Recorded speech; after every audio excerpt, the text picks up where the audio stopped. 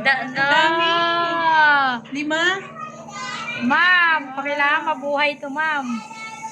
Oh, ganda. Diba, Adrian? Ang ganda na ng aquarium natin. Thank you so much, Daddy Panay. Sila na, kinarir na, aquarium sa kanila din, isda, pati paglinis, at sa mga accessories niya, sa design. Ang ganda! O, diba? Amber, oh, may fish dito, dali. Hindi, okay lang. Para i-send ko sa GC na. Oh. Oh, may fish.